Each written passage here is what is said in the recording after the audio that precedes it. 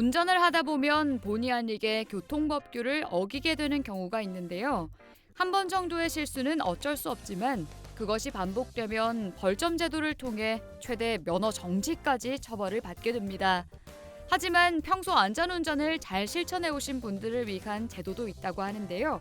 바로 착한 운전 마일리지 제도입니다. 오늘은 많은 운전자분들이 모르고 있는 착한 운전 마일리지 제도 소개해 드릴게요.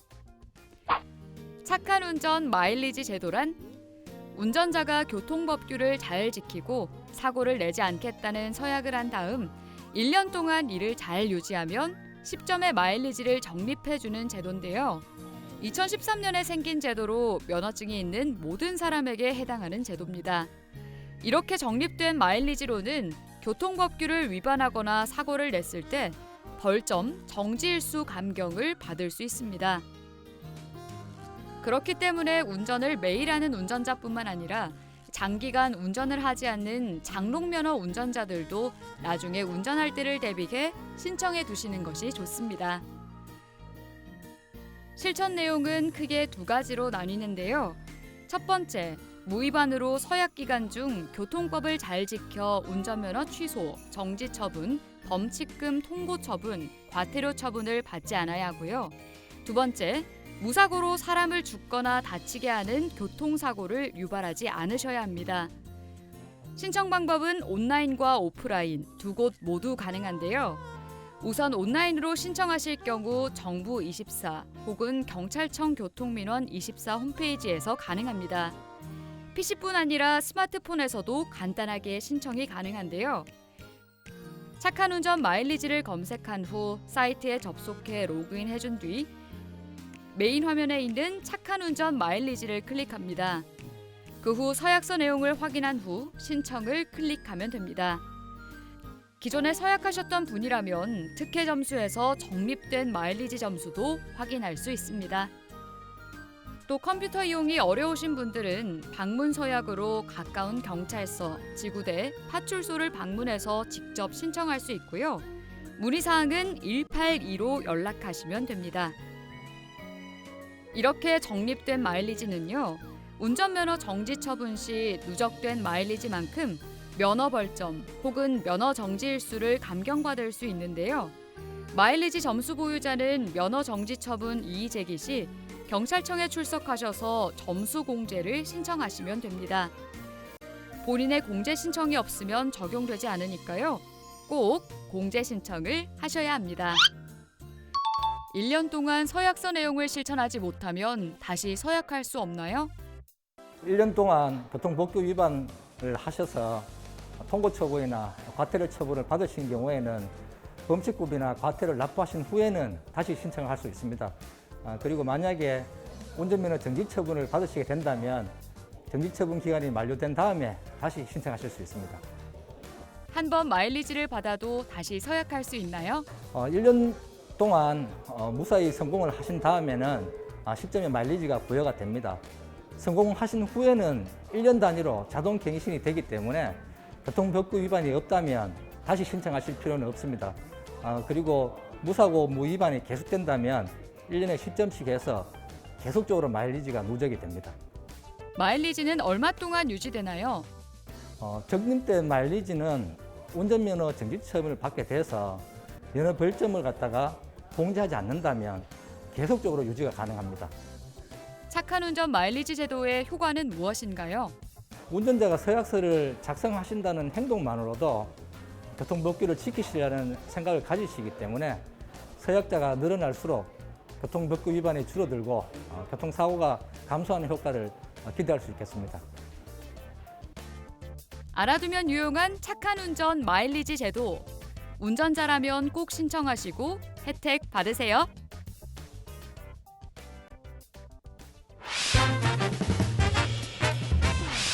매년 끊이지 않는 교통사고. 이에 2016년 국토교통부는 교통사고 사상자 줄이기 종합대책 시행계획에서 교통사고 사망자 감소를 위한 대책을 발표했는데요. 그중 어린이, 교통약자, 보행자, 운전자 모두를 위한 새로운 교통정책인 안전속도 5030이 전면 시행을 앞두고 있습니다. 안전속도 5030이란 보행자 안전 수준의 개선을 위해 전국 도시지역 일반 도로의 제한 속도를 시속 50km, 주택가 등 이면 도로는 시속 30km 이하로 제한 속도를 하향 조정하는 정책인데요. 2019년 4월 도로교통법 시행규칙 개정에 따라 2년간 유예 기간을 거쳐 2021년 4월 17일부터는 전면 시행을 앞두고 있습니다. 한국교통안전공단 자료에 따르면 자동차 속도를 줄이면 보행자 안전이 높아진다고 하는데요.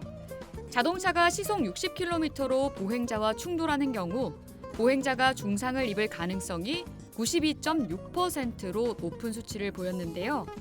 시속 50km로 충돌하면 72.7%, 시속 30km로 충돌하면 15.4%로 속도가 줄어들수록 피해도 감소한다고 합니다.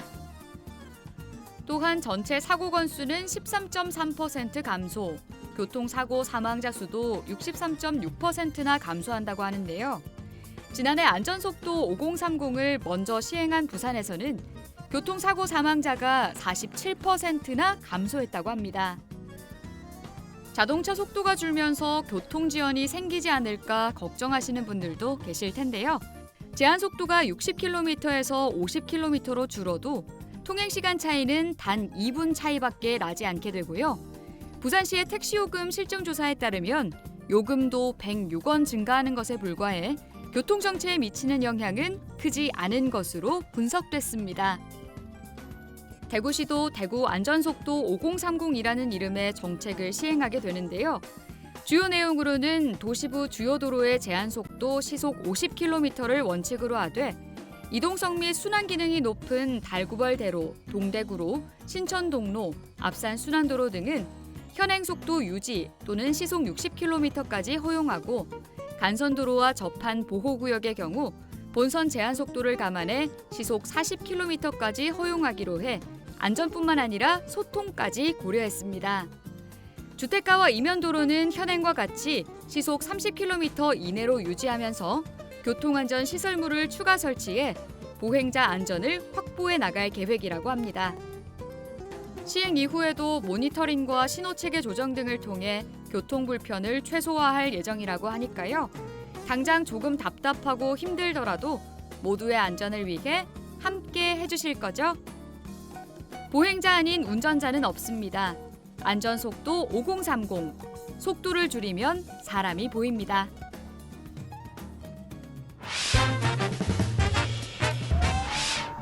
화재나 응급 상황 발생 시 구조팀이 도착하기까지 걸리는 시간 5분은 생명과 직결된다고 해서 골든타임이라 부르는데요.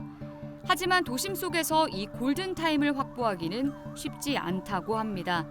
실제 골든타임 안에 현장에 도착하는 경우는 절반을 조금 넘는 수준이라고 하는데요.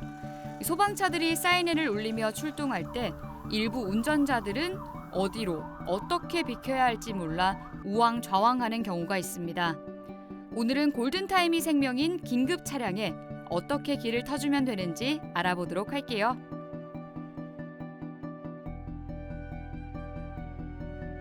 일방 도로에서 긴급 차량을 발견했을 때는 기본적으로 우측으로 이동해 정차하면 되는데요. 그러나 좁은 일방 통행 도로에서 주정차 차량 등 장애물로 인해 우측으로 이동할 경우 긴급 차량의 통행이 어려워지는 경우도 있기 때문에 교통 상황에 맞게 이동에 협조해 주시면 됩니다. 편도 1, 2차선 도로에서는 소방차가 진입하면 도로의 가장 우측 자리로 피해 서갖고 일시 정지해 주시면 됩니다. 3차선 이상 도로에서는 소방차가 진입로에 따라서 좌측, 우측으로 피해 주시면 됩니다. 교차로 부근에서 갑자기 소방차가 진입한다고 갑자기 차가 멈춰버리면 2차 사고가 발생할 수 있기 때문에 교차로 부근을 피해 도로의 우측 가장자리에 일시 정지해 주시면 됩니다. 횡단보도일 때는 소방차가 진입하면 초록불이라도 보행자께서는 잠시 멈춰주시면 감사하겠습니다. 잠시 신호를 더 기다리는 2, 3분 동안 긴급 차량이 2~3명 이상의 목숨을 더 구할 수 있습니다. 소방차 양보는 선택이 아닌 의무인데요. 소방차 진로를 방해하거나 출동에 지장을 주는 행위를 할 경우 소방기본법 제21조 제3항에 위반되는 행위라고 합니다. 내 가족과 이웃의 생명을 살리는 소방차 길터주기는 양보가 아닌 의무입니다. 시민 여러분의 동참이 꼭 필요합니다. 감사합니다. 골든타임 확보를 위한 배려. 소방차 길터주기는 생명길을 넓히는 첫걸음입니다.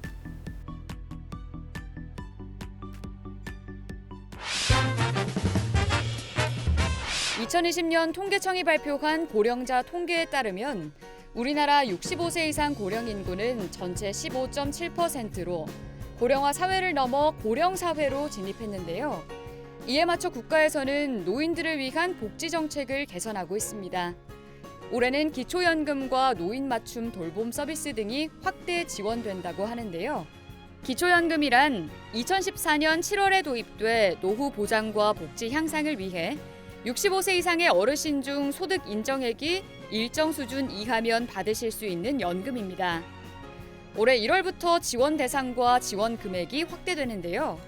2019년 소득 하위 20% 이하였던 지원 대상이 2020년 소득 하위 40% 이하, 2021년에는 소득 하위 70% 이하로 점차 확대됐습니다. 또 2020년 소득 하위 40%까지는 월 최대 30만 원, 소득 하위 70%까지는 월 최대 25.5만 원을 지급했던 지원금이 올해부터는 소득 하위 70%에 해당하는 단독 가구에는 월 최대 30만 원, 부부 가구는 48만 원까지 지급합니다. 선정 기준액도 단독 가구 소득 인정액 148만 원, 부부 가구 소득 인정액 236만 8천 원에서 2021년에는 단독 가구 소득 인정액 169만 원, 부부 가구 소득 인정액 270만 4천 원으로 인상됐습니다. 올해는 만 65세에 도달한 1956년 어르신들이 신규 신청 대상인데요. 만 65세 생일이 속한 달에 1개월 전 초일부터 신청 가능하니 본인이 이에 해당되신다면 직접 신청하시거나 주변에 해당되는 어르신이 계신다면 알려드리면 좋겠죠? 기초연금 제도의 신청 방법은 주소지 관할 읍면동 주민센터 또는 가까운 국민연금공단 지사에 방문 신청하시거나 국번 없이 1355로 전화하시면 국민연금공단 직원이 직접 방문해 신청을 도와드리고요. 또 복지로 온라인 사이트를 통해 신청할 수 있습니다. 본인이 직접 방문하시기 힘들다면 배우자, 자녀, 형제 자매, 친족, 사회복지시설장 등 대리인을 통해서도 신청하실 수 있습니다. 이 외에도 몸이 불편한 어르신들을 위한 노인 맞춤 돌봄 서비스가 확대되는데요.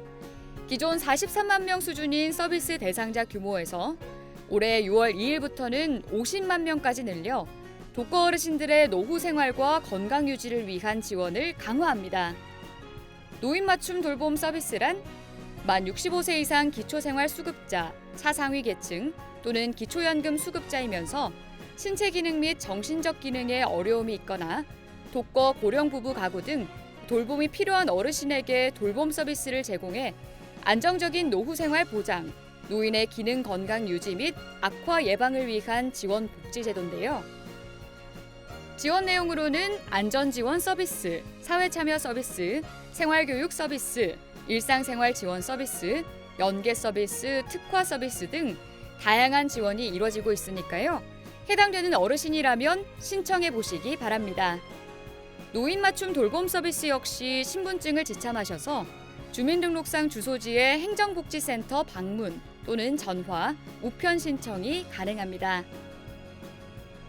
국가에서 시행하고 있는 복지 정책을 알지 못해 수급받지 못하는 분들이 상당하다고 하는데요. 노인복지 제도들을 잘 활용하셔서 안락한 노후를 보내시기 바랍니다.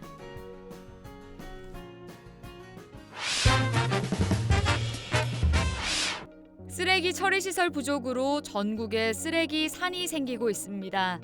또한 재활용 시장은 꽉 막혀서 재생원료 가격이 폭락하고 재생원료를 만들어도 잘 팔리지 않는다고 하는데요. 하지만 우리나라에서는 오히려 연간 2만 2천여 톤의 고품질 플라스틱 쓰레기를 수입해서 사용한다고 합니다. 환경부에 따르면 국내 폐페트병을 연간 약 24만 톤 재활용한다고 하는데요. 하지만 이중 고품질 재활용 비율은 10%뿐이라 오히려 고품질 플라스틱 쓰레기를 수입해서 사용하고 있습니다. 고품질 재활용을 위해서는 깨끗한 투명 페트병이 필요한데요. 우리나라에서는 그동안 유색, 무색 구분 없이 페트병을 배출했고 그로 인해 투명 페트병만 따로 선별하는 데 어려움을 겪었습니다. 이를 해결하기 위해 정부는 기업들에게는 무색 페트병 제조법을 제정했고 2020년 12월 25일부터는 국민들이 이를 올바르게 분리 배출할 수 있도록 투명 페트병 분리 배출제를 시행했는데요. 전국 공동주택에서 시작된 투명 페트병 분리 배출이란 페트병 자체에 색이 없고 투명한 생수병, 음료수병 등을 다른 플라스틱 쓰레기와 분리해 전용 수거함에 따로 배출하는 것입니다. 그 밖에 일회용 플라스틱 컵, 이물질이 닦이지 않는 지저분한 병, 과일 트레이, 계란판 등은 다른 플라스틱이 섞여 재생원료의 품질을 저하할 수 있기 때문에 일반 플라스틱류로 배출해 주셔야 합니다. 우선 페트병 안에 있는 내용물을 비우고 물로 헹궈준 뒤 페트병에 붙어있는 라벨지를 제거하고 페트병을 압착한 후 뚜껑을 닫아 투명 페트병을 전용 수거함이나 비닐을 모아 따로 배출하면 됩니다. 이때 플라스틱 고리와 뚜껑은 재활용 과정에서 쉽게 분리되기 때문에 굳이 분리하지 않아도 괜찮다고 합니다. 우리가 투명 페트병을 잘 분리 배출한다면 연 2.9만에서 10만 톤의 재활용 원료가 국내에서 확보가 가능해진다고 하는데요. 이렇게 분리 배출된 투명 페트병은 고품질 플라스틱 원료로 재탄생해 의류, 가방, 신발 등으로 재탄생한다고 합니다. 최근 에코 패션을 추구하는 브랜드들이 증가하면서 페트병을 폴리에스터 섬유로 만들어 플라스틱 줄이기와 탄소 배출 감소에 앞장서고 있다고 하는데요. 대표적인 예로 겨울에 많이 입는 양털 뽀글이 외투도 폴리에스터 소재로 재활용된 플라스틱으로 만들어진다고 합니다. 뿐만 아니라 자동차와 가전부품 원재료, 전기, 전자부품까지 다양한 소재로 재탄생할 수 있습니다. 플라스틱을 완전히 사용하지 않기는 어려운데요. 그렇다면 최소한으로 사용하고 잘 재활용해서 효율적으로 사용하는 것이 좋겠죠? 올바른 분리 배출로 자원 재활용 함께 해주세요.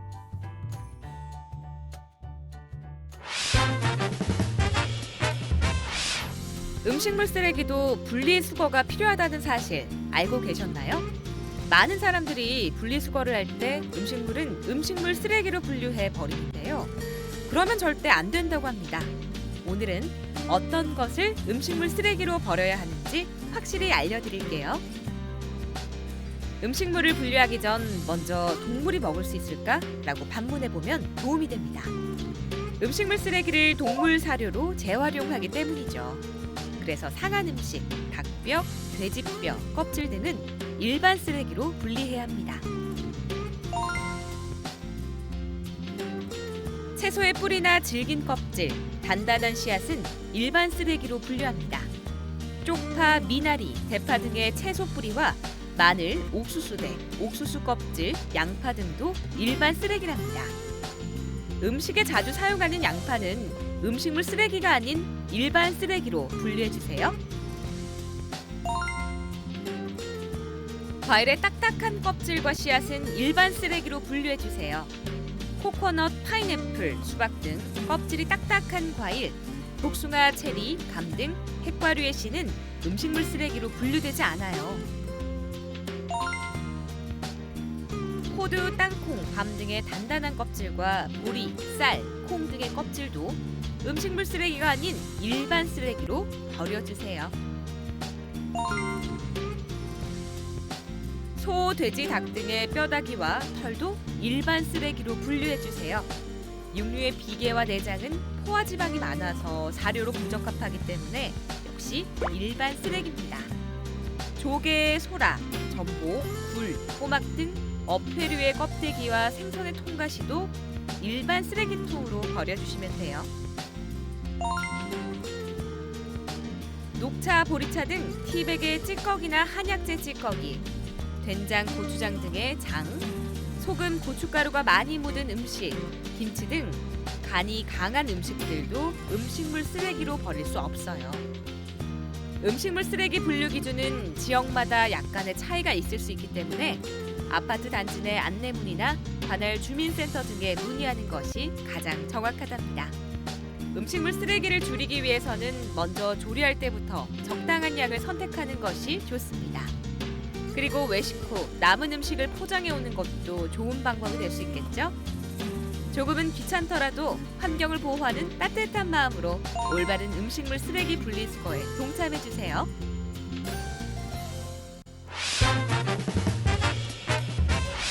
우리의 병을 치료해주는 각종 의약품. 하지만 처방받은 약을 기간 내에 먹지 못했거나 상비약을 오랜 기간 방치해 버려야 했던 경험 있으실 텐데요. 2018년 건강보험심사평가원의 설문조사 결과에 따르면 응답자의 55.2%가 쓰레기통, 변기, 하수구 등을 통해 의약품을 처리한다고 답했는데요.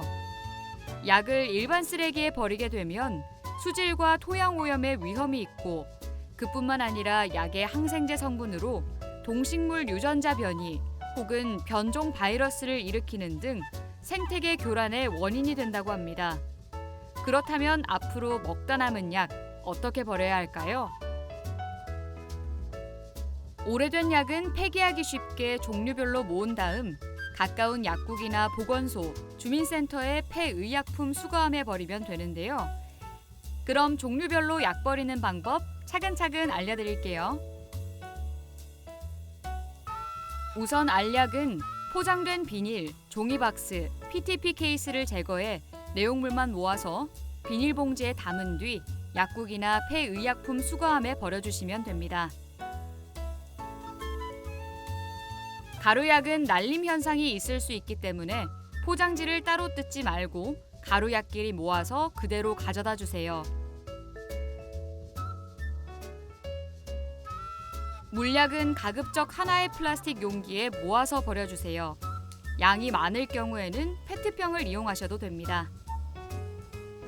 스프레이형이나 연고, 안약 등의 특수 용기에 담긴 의약품은 따로 모아서 폐의약품 수거함에 넣어주시면 됩니다. 단 링거제나 주사기, 그리고 한약 원자재는 수거 대상이 아니라고 하니 참고하시는 게 좋겠네요. 유기견에 진한 폐의약품은 분리수거를 확실하게 하셔가지고 가까운 약국으로 가져오시면 되겠습니다. 이렇게 약을 잘 버리는 것도 중요하지만 의약품을 잘 관리하는 것도 중요한데요. 처방받은 약은 그때그때 복용하고 필요 이상으로 구매해 불필요한 낭비를 막는 것이 좋습니다. 또한 유통기한과 개봉 날짜를 메모해 정리해두면 의약품 관리에 도움이 되겠죠?